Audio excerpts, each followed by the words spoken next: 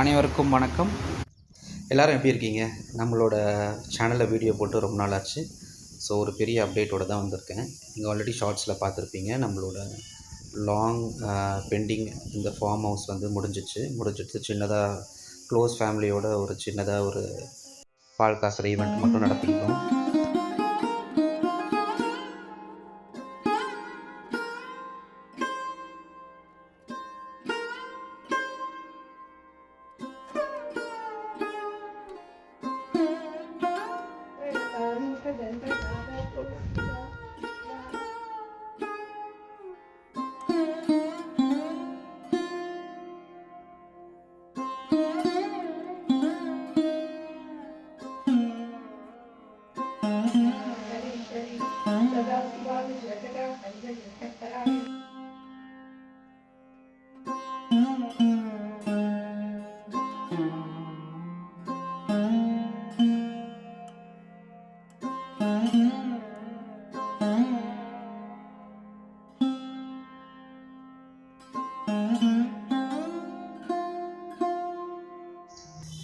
உங்களுக்கே தெரியும், ரொம்ப கஷ்டப்பட்டு போராடி தான் இந்த வீட்டை நம்ம கட்டியிருக்கோம். கஷ்டன்றது எதை சொல்கிறேன்னு பார்த்தீங்கன்னா, லேபர் தான். லேபர் கிடைக்காம நிறைய வேலைகளை வந்து நம்மளே பண்ணதுனால கொஞ்சம் டிலே ஆச்சு.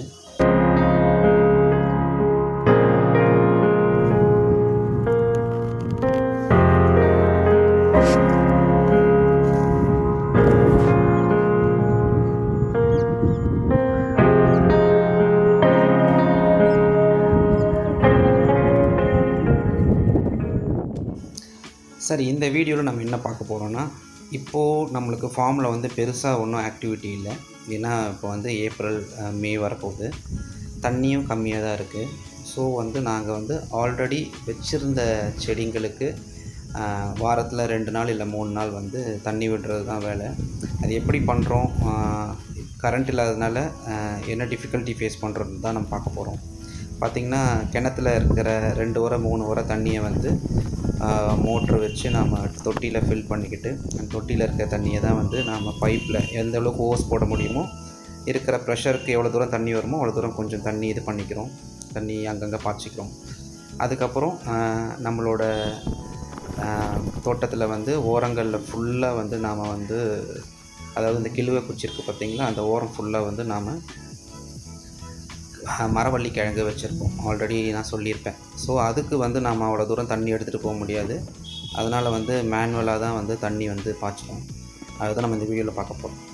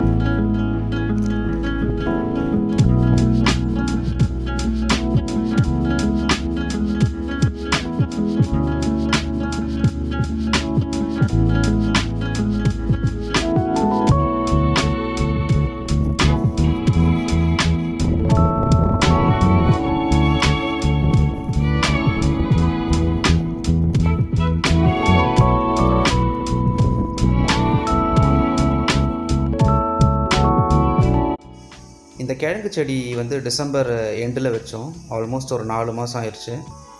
வளர்ச்சி கொஞ்சம் கம்மியாக தான் இருக்குது. ஏன்னா வந்து தண்ணி கம்மியாக இருக்குது.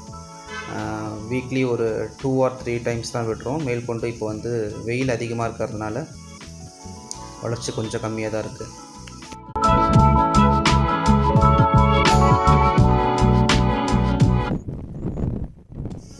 இப்படி தான் ஒரு செடிக்கும் வந்து பக்கெட்டில் தண்ணி எடுத்துகிட்டு போய் ஊற்றிட்டுருக்கோம். இந்த பக்கம் ஒரு 50, அந்த பக்கம் ஒரு 30-40 இருக்கும். ஆல்மோஸ்ட் ஒரு 70-80 செடிக்கிட்ட இருக்குது. ஒரு 2 feet டிஸ்டன்ஸில் நாம் வச்சுருந்தோம். அதில் கொஞ்சம் ஓரளவுக்கு தான் வந்திருக்கு. ஆல்மோஸ்ட் ஒரு 150 கிட்ட வச்சோம். பட் 70-80 தான் பொழைச்சி வந்துட்டுருக்கு.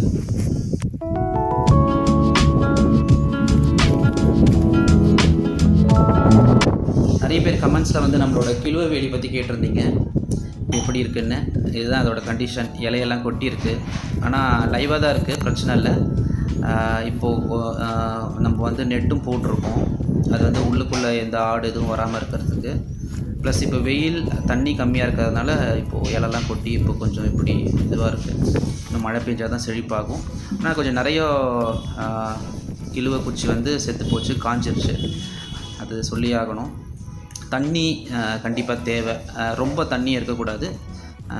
அது வந்து அது இருக்கிற மாதிரி பார்த்துக்குங்க. இப்போ மேலெலாம் வளருது பாருங்கள், நிறைய பிரான்ச்சஸ் வருது, இன்னும் இலை வரலை, அதெல்லாம் கண்டிப்பாக வரும். பக்கத்துலலாம் பார்த்திங்கன்னா எள்ளு போட்டிருக்காங்க, அதனால் இப்போதைக்கு ஆடு எதுவும் வரல. ஃப்ரண்ட்டில் வந்து நாம் அந்த க்ரீன் ஷேட் போட்டதுனால கொஞ்சம் நல்லா வளர்ந்துருக்கு, ஏன்னா ஆடு வாய் வைக்காமல் இருக்காங்கலாம். அதே மாதிரி பேக்லேயும் க்ரீன் அந்த நெட்டு போட்டிருக்கோம். இதெல்லாம் வந்து நம்ம வீட்டில் வளர்த்த சப்போட்டா மரம் அதெல்லாம் எடுத்துகிட்டு வந்தது. அப்புறம் இது வந்து நம்ம சாப்பிட்ட அவக்காடோ வந்து ஒரு சின்ன தொட்டியில் போட்டு வச்சு அது வந்து வளர்ந்துருக்கு. அப்புறம் நம்ம ஊருக்கெலாம் போகும்போது எடுத்துகிட்டு வர இந்த காஃபி அதெல்லாம் வந்து உயிரோடு தான் இருக்கும்னு பிரச்சனை இல்லை. ஸோ இந்த மாதிரி கொஞ்சம் செடிகள் வச்சுருக்கோம் இப்போதைக்கு. நாம் வந்து இந்த ஆடி மாதம் நெருக்கத்தில் வந்து நம்ம எல்லாத்தையுமே கொஞ்சம் அரேஞ்ச் பண்ணிவிட்டு ப்ராப்பராக வந்து மரக்கன்றுகள்லாம் வாங்கி வைப்போம். தென்னை மரம் ஆல்ரெடி 7 வச்சது, தங்கச்சி வீட்டிலேருந்து எடுத்துன்னு வந்ததில் 2 தான் உயிரோடு இருக்குது, மீறி போயிடுச்சு. இதெல்லாம் நம்ம பொங்கல் டைமில் வாங்கி வச்ச கரும்பு, சும்மா அப்படியே வச்சது. அந்த மாதிரி இப்போதைக்கு இதான் போயிட்டுருக்கு நம்மளோட ஃபார்மோட ஸ்டேஜ். இந்த ஜூனுக்கு அப்புறம் இன்னும் ஆக்டிவாக வந்து நாம் இந்த தோட்டத்தில் வந்து நம்மளோட வேலைகளை பார்ப்போம். இதெல்லாம் ஃப்ரண்ட் சைடில் வச்சது. இங்கெல்லாம் பார்த்திங்கன்னா உங்களுக்கு வந்து ஆடு நடந்து வர இடம் ஃப்ரண்ட்டில் ரோட்டில், அது இங்கே டக்கு டக்குன்னு சாப்பிட்றோம். இங்கெல்லாம் இப்போ நல்லா வளர்ந்துருக்கு பாருங்கள், ஏன்னா வந்து ஆடு வந்து இங்கே வாய் வைக்கல. ஸோ இந்த மாதிரி ஃபுல்லாக நம்ம ஷேட் நெட் போட்டு செலவு பண்ண முடியாது, அதனால் வந்து இப்போதைக்கு இதுதான் கண்டிஷன். ஓகே மக்களே, இதோட அந்த வீடியோ முடிச்சுக்கிறேன். ஒரு முக்கியமான செய்தி, இது வர ஏப்ரல் 23 நம்ம Tamil Nadu state assembly election. So உண்மையான மாற்றத்தை விரும்பும் மக்கள் இயற்கையை நேசிக்கும் கட்சிகளுக்கும் விவசாயம் நேசிக்கும் கட்சிகளுக்கும் வாக்களிக்கும்.